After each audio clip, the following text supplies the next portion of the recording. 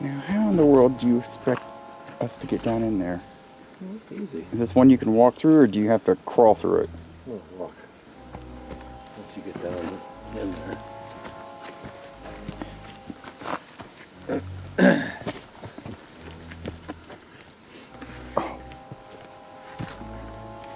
Oh, it's got spider webs in the front.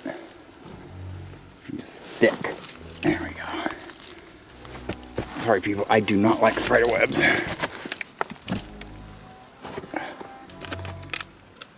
Okay. Let's try to get some light in here. There we go. Oh. Okay. I'm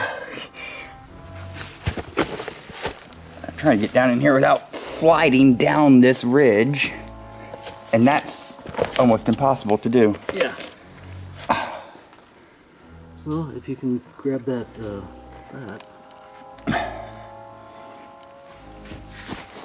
While trying to hold the camera at the same time, not as easy as you think.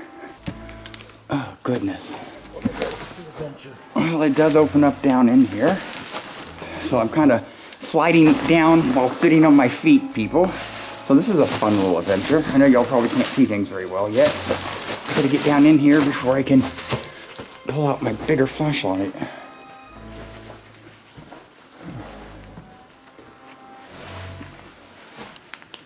Okay, there we go. Oh, look at that. Unbelievable. I tell you, this is a powder mold that forms in the lava tubes, and it actually reflects light back, almost like, you know, a reflector on a road or whatever. It's really cool. Let's see. Here's a great. Oh yeah, here's great. Actually, that's water condensation there, but y'all can't see it the way I see it. But look at this formation right here. Isn't that just so cool? Okay. look at this ridge. Just look at everything. Look. Scott gets like a child in lava tubes. But yes, this ridge, this is the level that the lava was flowing through the tube in. At one point. At one point. I mean, obviously it was all the way up there, but the main flow seemed to stabilize at about that height. So we'll see if we can give you a little bit more perspective. So I'd say that's what, 3.5 feet or so off the floor of the tube. But as we go further in, that distance on that ridge increases off the floor level. And it is muddy in here. Did you see this silvery look? Look at that. Yes. So awesome. I tell you, the roofs of these lava tubes, to me, are one of the most spectacular things. It's almost like you shine a light on there, and it's hard to see in the camera, but you shine a light up on the roof, and the whole tube lights up because of this reflective white, which is a combination of a white mold and water condensate or condensation. And the water acts like little glass beads and reflects the light back. It's really cool.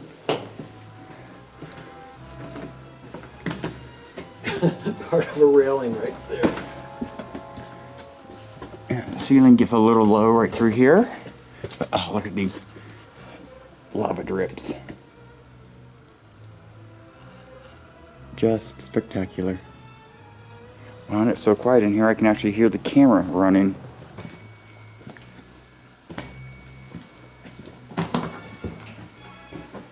Ooh, okay, we got a little bit of a step down here.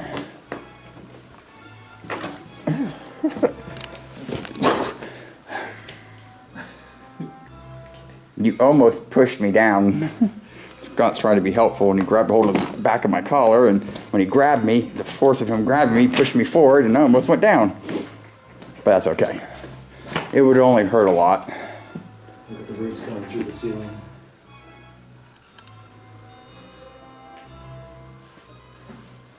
Don't think we can see them on camera. Oh wait, there's one right there in the center.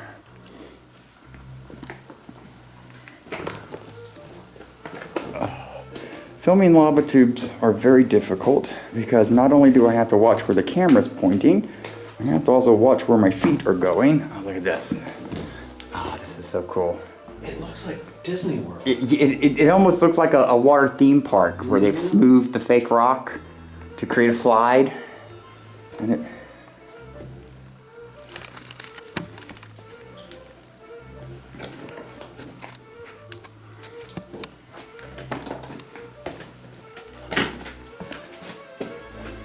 Ooh, okay.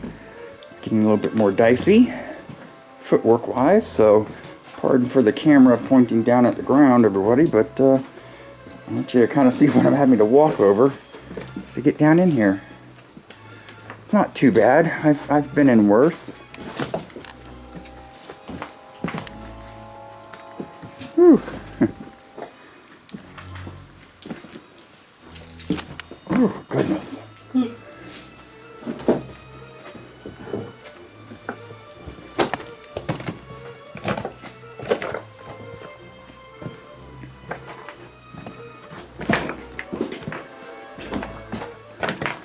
Okay, now we're getting to a part of the tube, as y'all can see, is starting to get shallower, as in the roof is getting lower, or the floor is getting higher.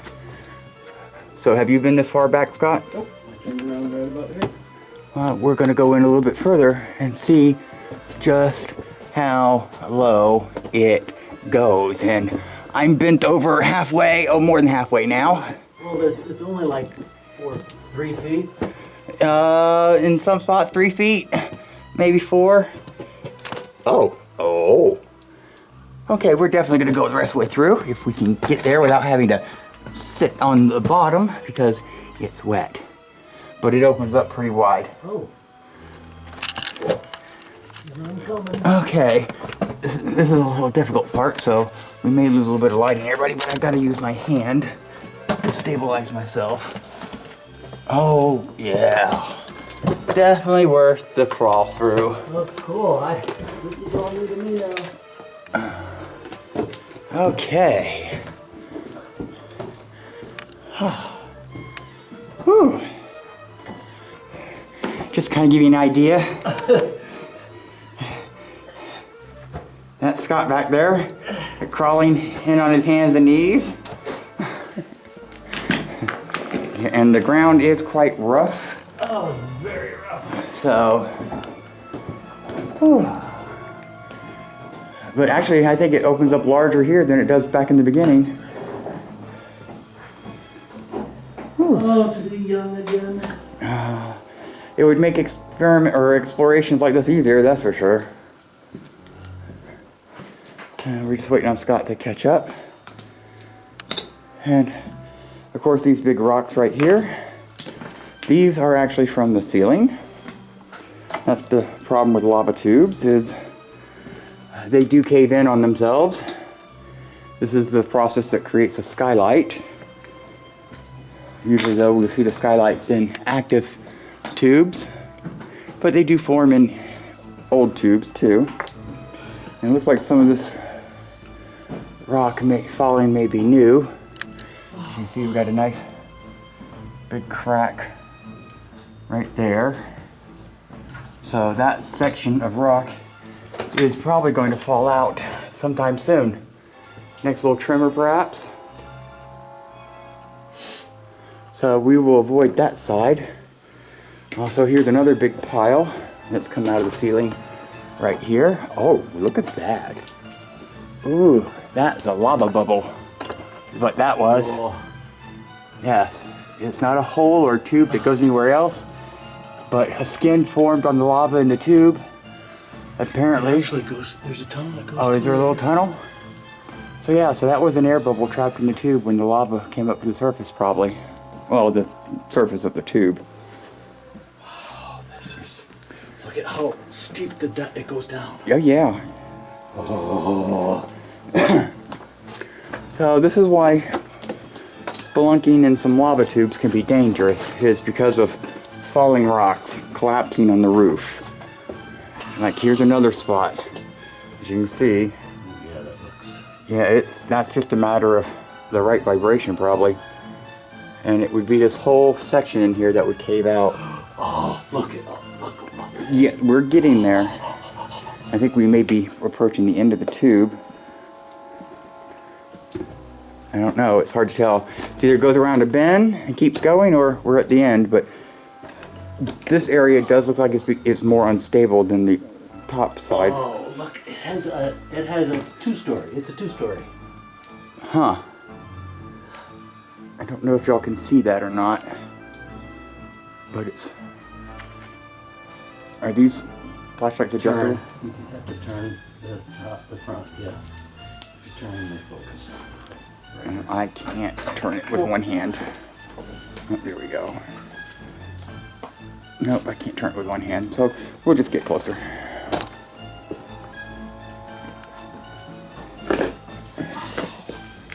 And this is a tricky navigational spot. See, yeah, this stuff is what scares me when I'm in these tubes. Is when I run into areas where I know the ceiling has collapsed. Because you never know what it's going to take to get the rest of it in. But yeah, up there is another level of the tube. So it looks like at one point, this was a double decker, as Scott just said. It formed two tubes, one running on top of the other. At least that's my educated guess. I really don't know the mechanisms in that one. But this is spectacular. Look at this. Look at that there, everyone. Ah, it's almost like the lava broke through, melted through like acid or something. It's bright black. It's bright, oh yeah, it's bright black. It's a glossy jet black. It almost looks like jet. That's a good term. Jet black. Wow. But it's almost like a black mirror. I mean, it's not super reflective, but it's got that sheen and that glitter to it. And I know this stuff doesn't appear on camera very well. And I do apologize, but there's a lava stalactite forming right there. A little drip of water on the end. Excuse me. Wow. Okay. Let's see if I can find my way down. Without breaking an ankle, at least. Oops. Okay, I do think we may have reached the end. Well, at least as far as we can go. Huh? Think again. Well, as far as we may be able to go. Yep. I think we can go further. I don't know. But we will find out here in just a few minutes. This is all new to us. Both of us. Yeah, well, this is the first time I've been in this tube myself. Scott has been here previously by himself, but never this far back. Nope. Oh, I think you're right. Oh, no, I wasn't. Oh. Are you? I hope these are fresh batteries in the flashlights.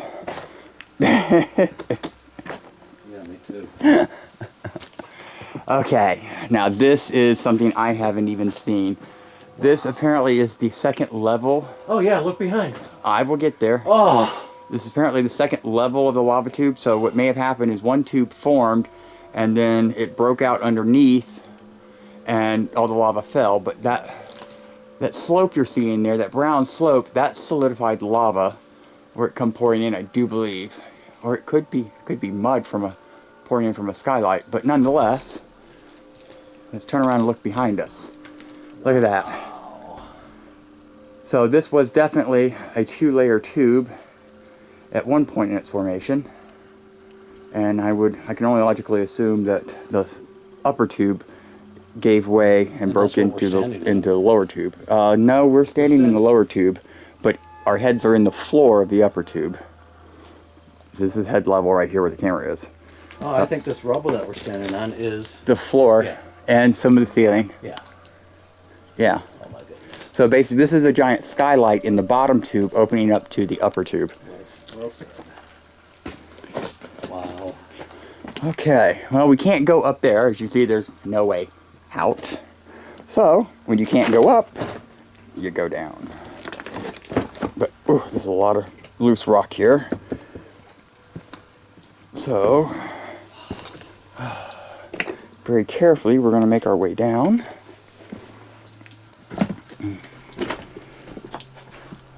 Oh, what is this? This is interesting. Oh, that is interesting. Okay, this is some type of clay. Looks like termite damage. It almost looks like an animal is digging it out. But it's not. Oh, what is it? It's just eroding from water or whatever. It's actually loose. Look Yeah, at that. it's like iron. It's powder. iron oxide rock or something. Now, a minute ago, it was focusing nice and red, but now the colors in the camera's changed. So my camera's adjusting colors apparently. Oh. But this is like as red orange as what you've seen at Fissure 8.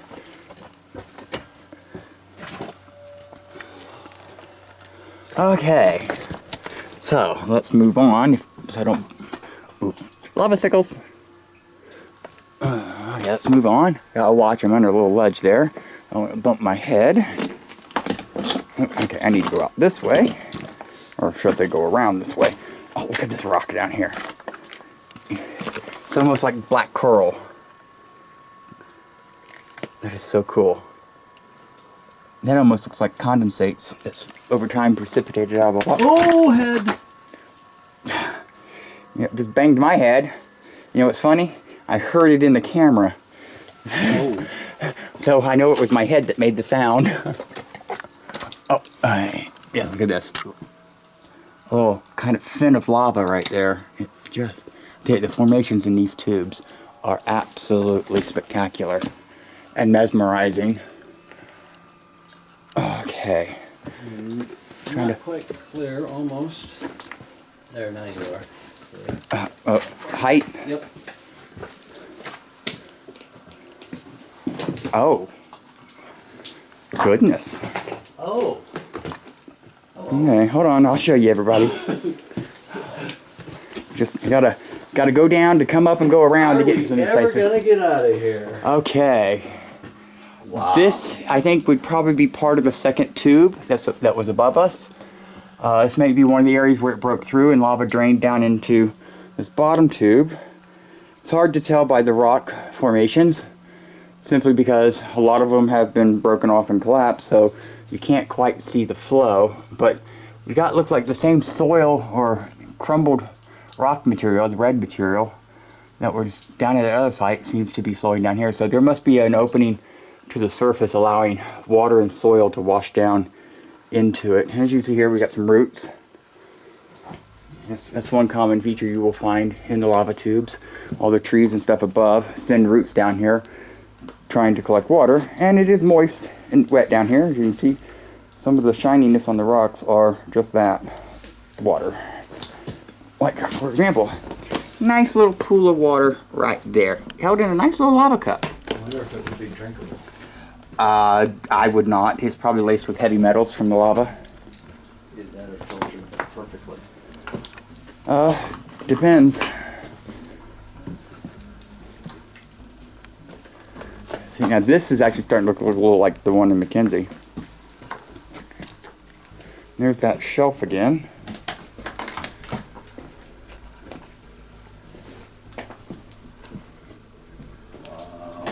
Another spot where the roof is caved in. Yeah. There's a big one here. Yeah. And this probably happens during some of the earthquakes that we get, the 3.0s and higher. I'm sure some of this stuff probably came down during the 2018 eruption with all the quakes we had there, because the whole island was vibrating during that, for the most part. But I have absolutely no idea how long this tube is. Most of the ones we've been into, they're not that long. Oh wow! Look at how it kind of just pours over the edge there. Oh, good find. Yeah, so apparently lava was splashing as it was coming through the tube up over this little ridge. We saw that happening in the 2018 eruption. And as it would splash, it was still molten, it would literally drain down the edge, as you can see right here. So there was probably lava fish in this tube. Oh yeah. And no one got to see them.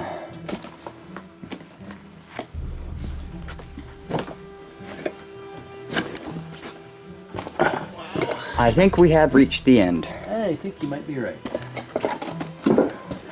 Or technically, the beginning. Yeah. I think that's about it. Yeah, I want to check There's this. a green survey marker there or something. Oh!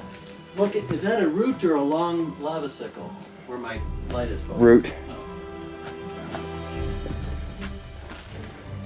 Yeah, so this stuff is soil. It's crushed rock, dirt, and stuff. So apparently there's been a collapse further down the tube that's let all the upper soil and stuff apparently come flowing in, literally plugging, yeah, I get the words right, the hole. So this probably come in through a skylight or something over time and it's blocked this part of the tube. So it's very possible that if we could find this spot on the top, it could be open to the other side. But we don't know. And I'm not walking through the woods trying to find it because I have no idea where to look. I have no GPS down here, so I can't plot the coordinates for surface exploration. It's just phenomenal. But, well, that does it, everybody. Another lava tube adventure brought to you by Doing Hawaii.